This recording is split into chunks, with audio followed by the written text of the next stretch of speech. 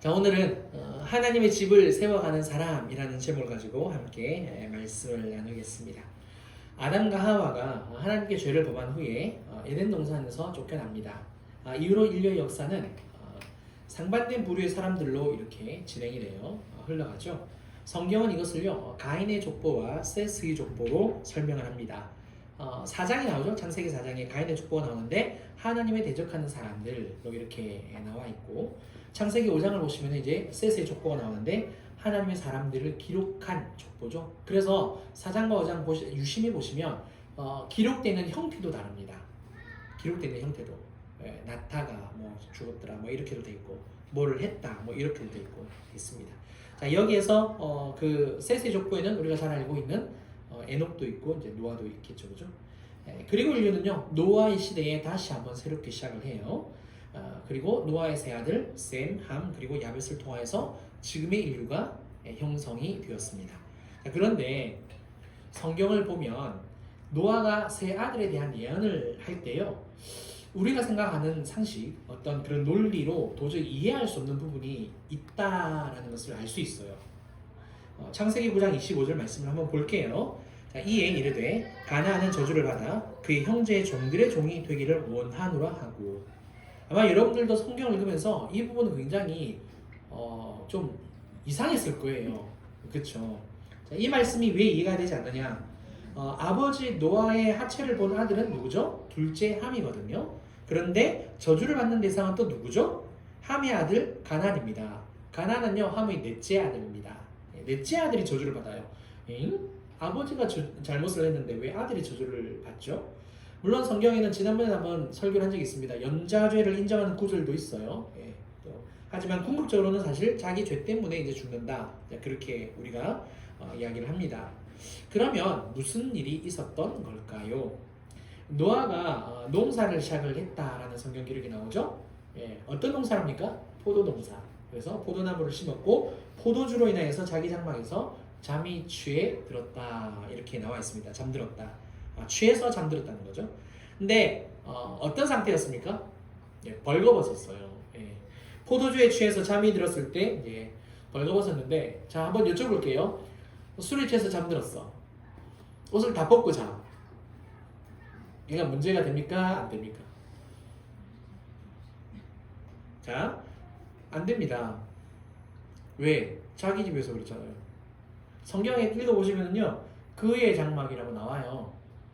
그의 장막. 그러니까 자기 집에서 포도주를 마시고 취하고 이제 잤다라고 말하고 있어요. 그러니까 밖에 나가서 술 주정한 것도 아니고 술에 취해서 음란한 짓을 한 것도 아닙니다.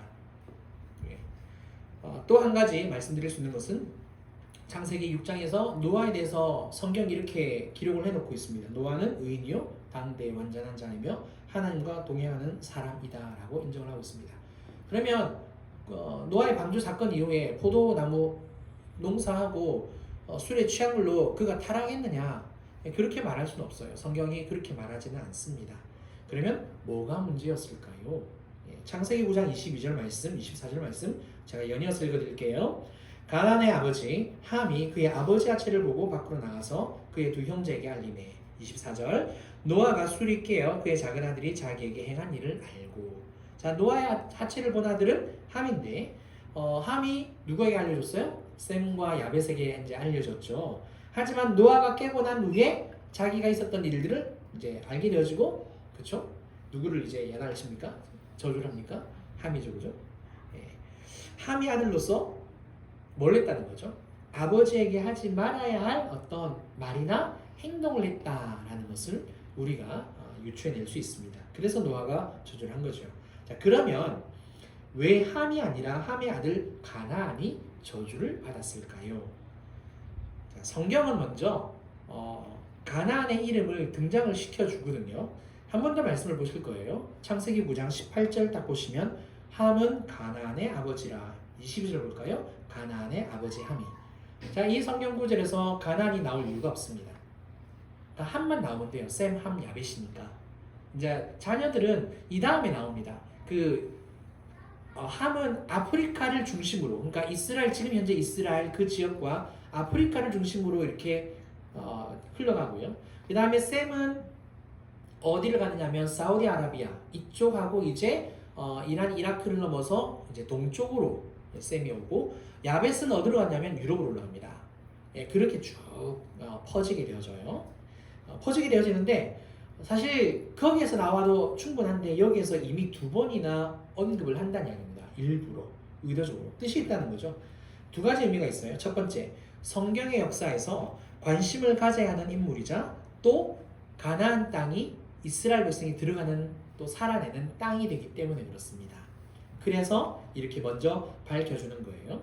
두 번째요. 지금 이 본문에서 함의 넷째 아들 가나안과 연관하여서 무슨 일이 있었다라는 것을 이야기하는 겁니다. 왜냐하면 가나안을 두 번이나 이렇게 반복해서 함과 드러내고 있기 때문에 성경학자들은요 어떻게 말하느냐 함이 아버지 아치를 보고 셈과 야벳에게 알려주긴 했지만 가나안이 거기에 같이 있으면서 노아를 모독하는 일에 할아버지죠 더 적극적으로 참여했기 때문이다 이렇게 이야기를 하고 있고 뿐만 아니라 이제 넷째 아들이잖아요 그죠? 그러니까 셈, 함, 야벳까지는 그래도 그나마 경건의 모습을 가지고 있습니다.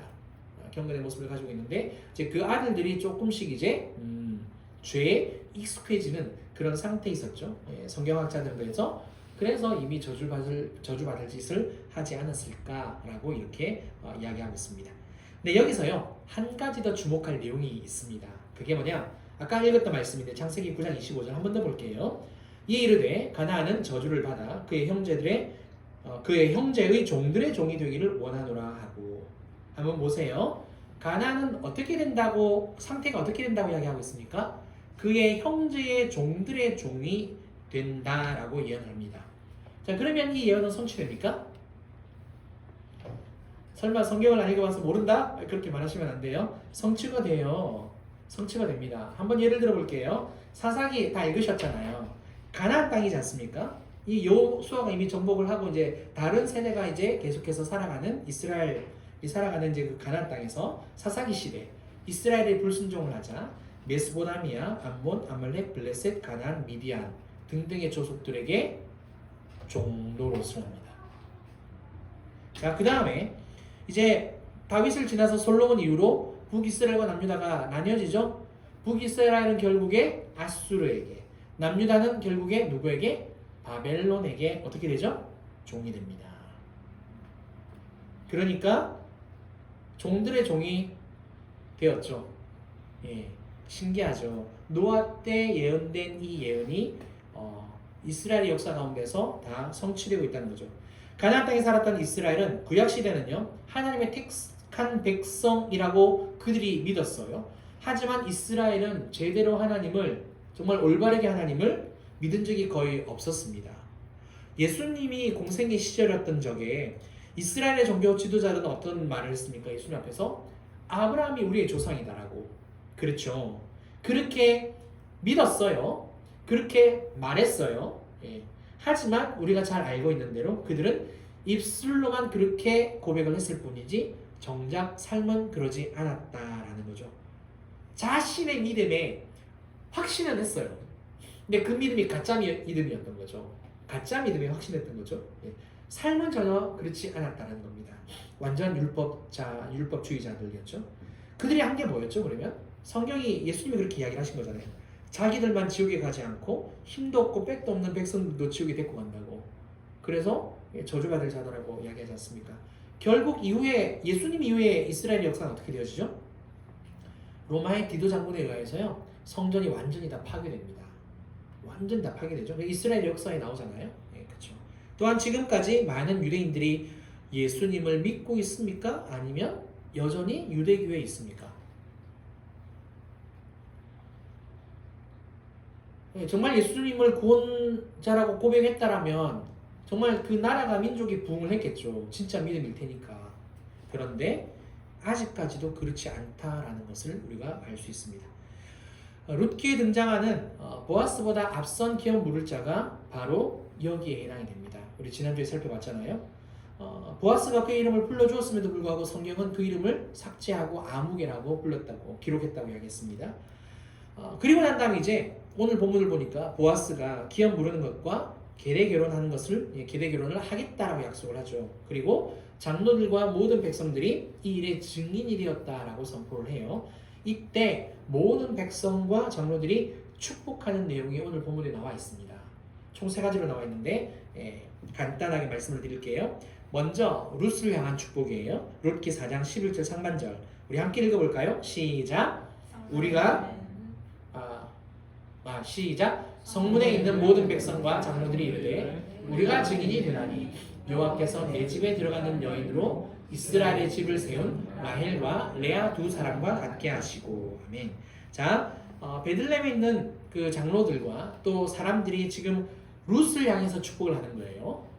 룻을 향해서 내 집에 들어가는 여인으로. 룻에 대한 축복입니다. 어떤 축복입니까?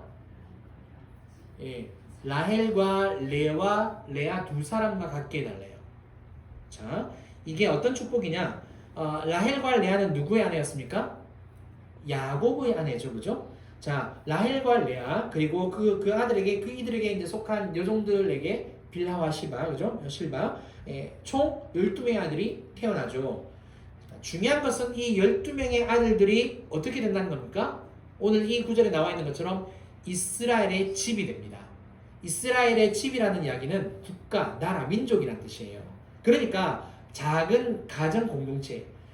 야곱이 가족들을 이끌고 애굽으로 내려갈 때 75명, 그렇죠?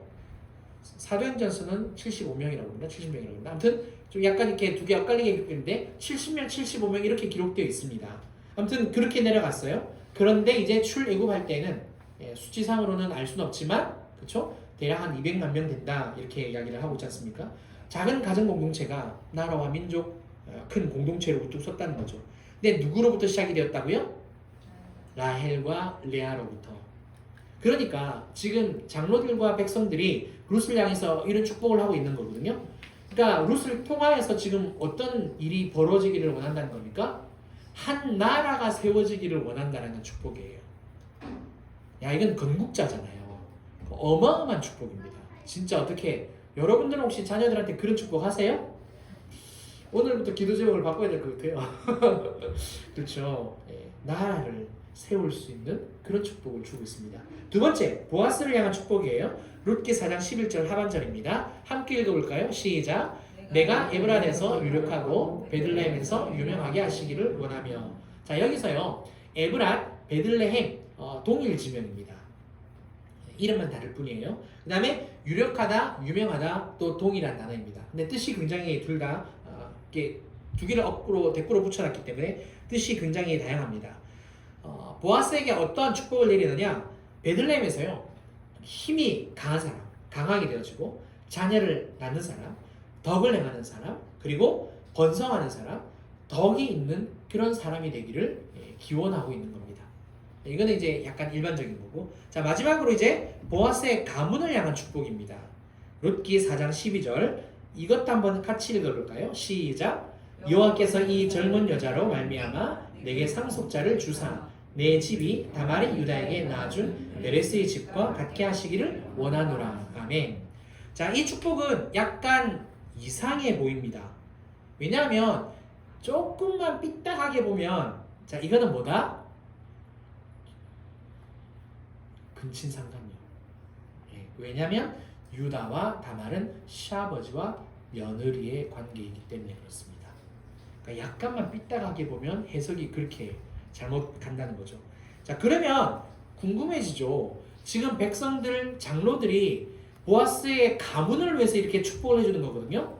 왜 유다와 다말과 같은 이런 집이 되기를 원하냐고. 그리고 그 사이에서 베레스의 집, 베레스가 아들인데 장자거든요. 그 아들처럼 되기를 원하냐. 그렇죠. 자, 다말은 유다의 며느리, 유다는 시아버지라고 말씀드렸습니다. 이런 상황이었습니다. 유다의 첫째 아들이 죽자 엘이 죽죠. 그래서 둘째 아들에게 어떡합니까? 계대 결혼을 시킵니다. 그런데 둘째 아들 원하니 어떡하죠? 자기한테 그 씨가 돌아오지 않잖아요. 그러니까 밖에다가 이제 설정을 해버리죠. 관계를 맺고 난 다음에. 그러면서 하나님이 그 악행을 보시고 심판을 하시죠. 둘째 아들까지 죽었어요. 그러니까 이제 유다의 입장에서 이제 마지막 아들이 하나 남았는데 어떡합니까? 너무 두려운 거예요. 얘도 죽어버리면 어떡하지? 이제 하나밖에 안 남았는데 만약에 얘까지 죽어버리면 대가 끊긴다라는 거죠. 그러니까 다말을 보내버리고 결혼을 시켜주지 않죠. 그런데 다말이 어떡합니까? 시아버지가 왔다라는 것을 알고 창기인 것처럼 행세를 하죠. 그리고 시아버지 유다와 관계를 맺습니다. 자, 그러면 성경은 이 유다와 다말의 이런 행동, 이런 상황을 어떻게 해석을 할까요? 그냥 세상에 바라보는 금신상관입니까? 성경은 좀 다르게 해석을 합니다. 어떻게 해석하느냐? 율법을 지키기 위한 믿음의 행동으로 봅니다. 다말의 믿음으로 봐요. 자, 이 논리를 뒷받침해 줄 수 있는 말씀이요, 바로 오늘 말씀입니다. 그렇지 않고서는 장로들과 백성들이 이렇게 축복을 하면 안 되는 거죠. 이거는 욕하는 말이잖아요. 그렇죠? 자, 그 다음에 마태복음 1장 뭐가 나오죠?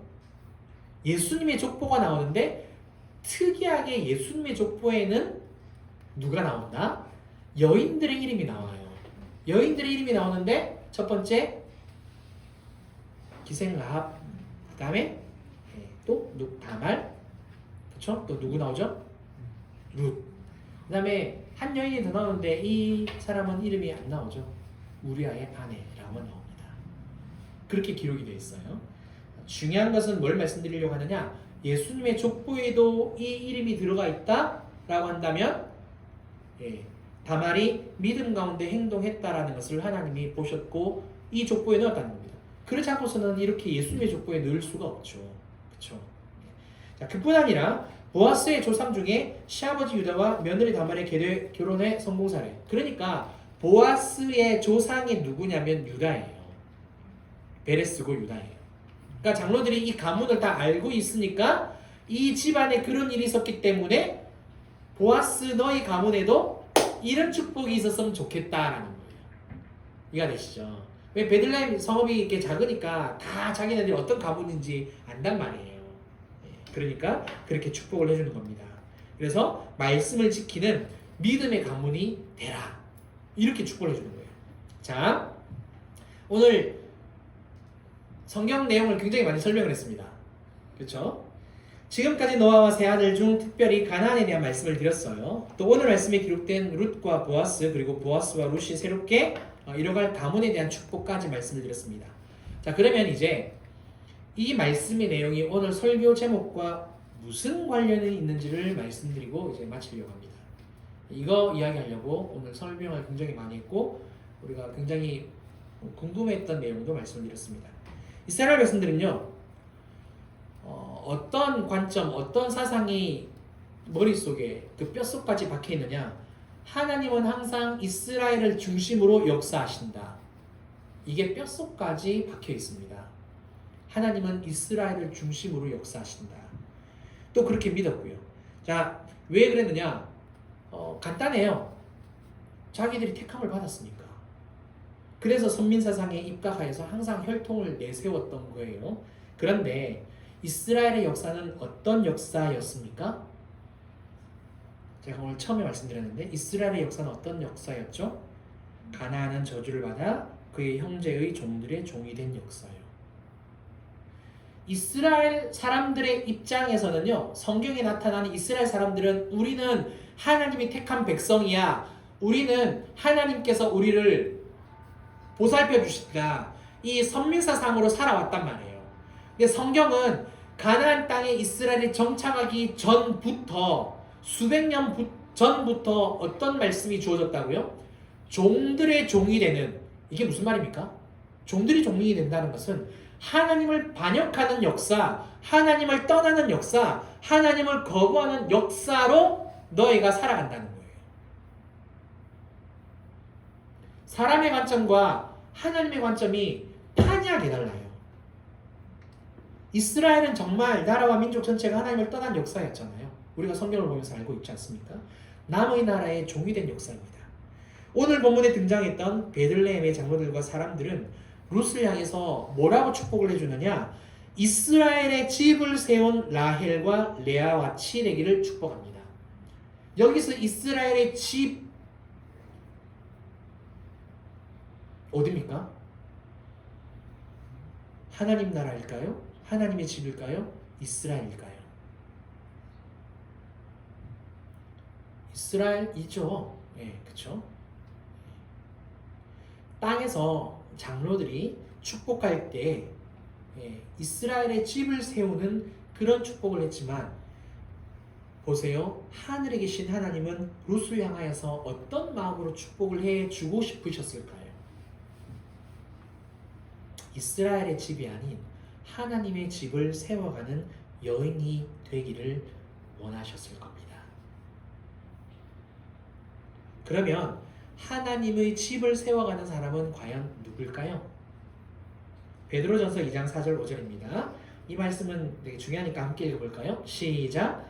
사람에게는 버림바가 되었으나 하나님께는 택하심을 입은 보배로운 산돌이신 예수께 나아가 너희도 산돌같이 신령한 집으로 세워지고 예수 그리스도로 말미암아 하나님이 기쁘게 받으실 신령한 제사를 드릴 거룩한 제사장이 될지니라. 아멘. 보세요. 사람들이 외면했던 예수님, 하나님의 택하심을 입은 보배로운 산돌이신 예수님께만 나아가는 사람들. 그러니까 보아스와 룻과 같이 하나님만 경외하고 오직 하나님만 바라보고 살아가는 사람이 하나님의 집을 세워간다라고 성경이 가르쳐주고 있습니다.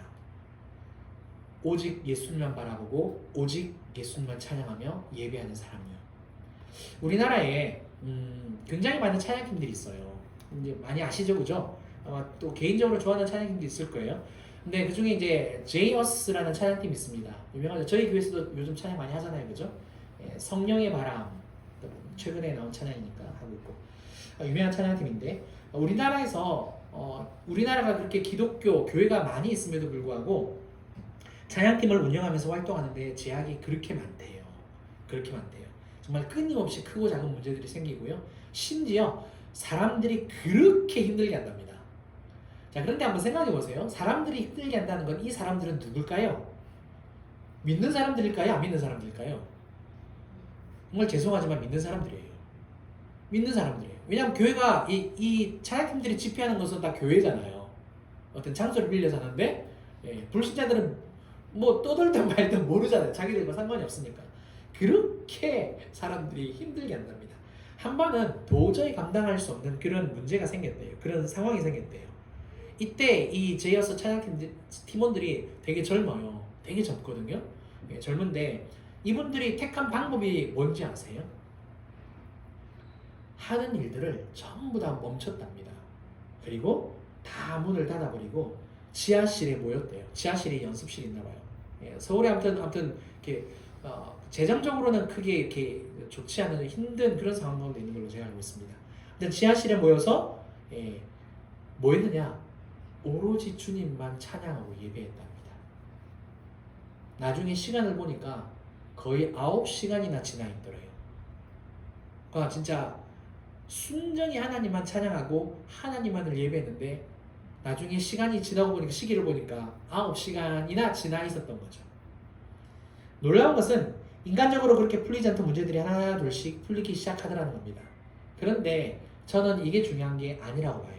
뭐냐? 중요한 것은 문제가 풀려졌다는 것이 아니고요. 찬양과 예배를 통해서 하나님의 집을 세워간다는 겁니다. 하나님의 집을 세워가는 사람. 이스라엘은 종이 되는 역사입니다. 그런데 하나님을 경외하며 그 종이 되어져가는 종이 된 역사 가운데서 하나님의 집을 세우는 사람들이 항상 있었다라는 거죠. 사사시대는 보아스와 같은 사람, 심지어 이방 여인 룻과 같은 사람. 이제 사무엘 시대로 넘어가면 사무엘이 되고 사울은 망하죠. 그런데 또 누가 하나님의 집을 세워가는 사람이 됩니까? 다윗이 되죠. 그렇죠. 사랑하는 성도 여러분, 하나님은 나에게, 우리에게 하나님의 집을 세워가는 사람이 되기를 원하시고요. 또 그렇게 축복을 해주십니다. 저는 저희 집에 족보가 있어요. 원래 제 이름은 김지현이 아니고요. 김재현으로 족보에 이름이 올라가 있습니다. 시를 제자로 되어 있는데 김씨 시족 사회가 구성이 되어 있고 아직까지 경상남도 통영시 광동면 네, 손덕리에 다들 모여 살고 계십니다. 계세요. 아직 어르신들 많이 계시는데 제 족보가 김재현이에요. 네. 족보가 왜 중요합니까? 그 가문이거든요. 가문의 정체성이고 가문의 뿌리고 이 가문을 세워나가라 그거 아니겠습니까? 근데 이 땅에서 그게 뭐가 소중하겠습니까? 그가 뭐가 중요하겠습니까? 우리는 하나님으로부터 택함을 받고 하나님의 부르심을 하나님의 자녀고 결국에는 본향으로 갈 사람들인데 그렇죠. 그래서 하나님이 나에게 원하시는 그 뜻, 그 계획 아까도 우리가 찬양하면서 기도하면서 말씀을 드렸습니다. 예수로 충만하셨으면 좋겠습니다. 정말 예수님을 더 사랑하셨으면 좋겠고 지난주에도 말씀을 드렸듯이 이번 주에도 다시 한 번 더 간곡하게 정말 강조하면서 부탁을 드립니다. 오직 예수로 주님만을 생각하고 주님을 바라보고 정말 늘 주님을 찬양하십시오. 문제가 발생하고 섬겼을 때 이 제이어스 찬양 팀원들처럼 잠시 하던 일을 딱 내려놓고 하던 일들을 내려놨다는 건 뭡니까? 지금 내 생각, 내 마음, 내 감정, 내 모든 어떤 것들을 중단시켰다라는 거잖아요. 내 시선을 지금 거기에 문제에 두지 않고 어떻게 했다는 이야기입니까? 찬양하며 예배했다는 것은 하나님께 돌렸다라는 거예요. 방향을 바꿨다는 겁니다. 하나님께 방향을 바꾸니까 하나님이 문제는 문제더라도 내버려 두더라도 그 영혼을 지켜주시는 은혜가 임하더라. 이게 험난한 이 세상에서 우리가 넉넉하게 살아갈 수 있는 힘입니다. 신앙은 여기에 있고 지난주에도 말씀을 드렸습니다. 교회 규모, 직분, 훈련, 봉사, 어떤 제자 훈련 다 유익하죠. 유익하지만 이게 절대 목적이 되어서는 안 된다는 거. 하나님이 아닌 다른 것이 목적이 되면 아무리 열심히 섬기고 애써도 종이 됩니다. 이스라엘처럼 신앙의 목적은 하나님이지 내가 아닙니다. 그래서 내 만족도 아니고요. 하나님에게서 조금이라도 벗어나면 종이 된다. 이 경각심을 가지고 정말 보아스처럼 룻처럼 그렇게 경외하며 정말 사랑하면서 찬양하고 예배하고 이번 한 주간도 기대하셨으면 좋겠어요. 찬양하며 예배하는 가운데 하나님이 또 얼마나 나를 만져주실까, 얼마나 나와 함께 해주실까 결단하시고 그렇게 나아가는 저와 여러분들 또 그래서 하나님의 집을 세워가시길 주의 이름으로 축원합니다. 우리 함께 내 구주 예수를 찬양 드리고 기도하겠습니다.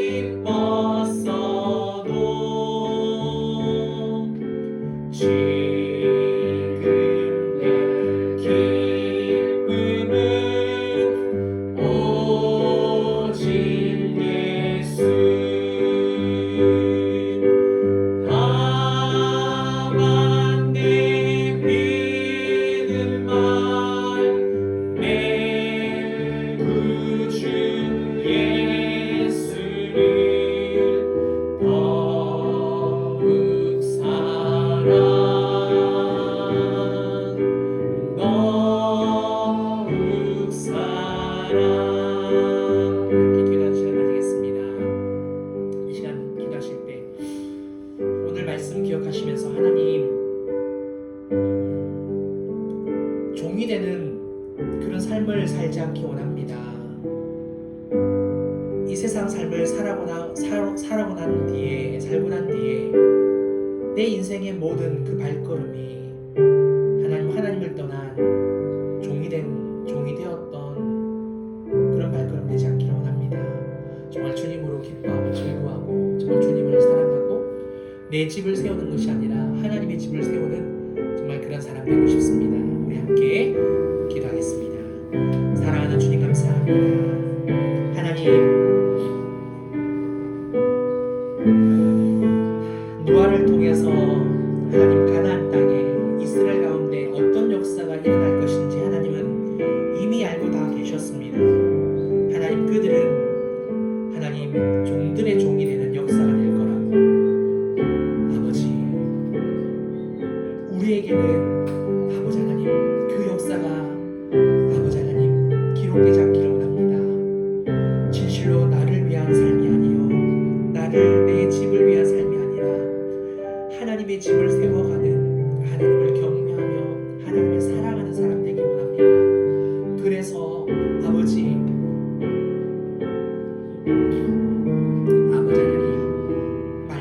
말로만 주님을 사랑한다라고 고백하지 않게 하시고 내 삶이 주님을 사랑하고 그 주님 사랑에 드러날 수 있는 진실로 하나님 보아스와 같은 룻과 같은 아버지 하나님 정말 주님께만 오직 시선을 맞추고 나가는 하나님의 집을 세우는 사람 될 수 있게 도와주시옵소서. 감사합니다. 영광 받아주시옵소서.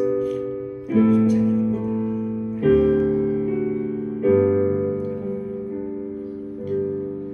사랑하는 하나님 아버지, 저와 우리 사랑하는 성도님들 모두가 이 시간 하나님 앞에 고백했습니다. 또 약속했습니다. 결단했습니다. 하나님의 집을 세워가는 사람이 되겠다고. 하나님, 삶이 참 힘들고 어렵지만 또 죄 가운데 넘어지는 경우도 참 많지만 그것 때문에 그 자리에 가만히 있는 것이 아니라 곧바로 돌아서서 주님께로 다시 향하고 또 예배하고 찬양함으로 하나님 이겨내는, 주님께로 더욱더 가까이 나아가는 하나님의 사랑 가운데 가는 저와 우리 성도님들 또 우리 진주교회 될 수 있도록 주님 역사하여 주시옵소서.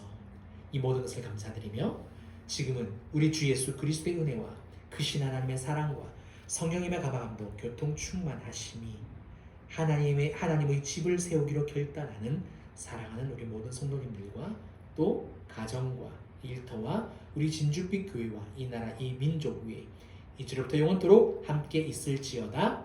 아멘.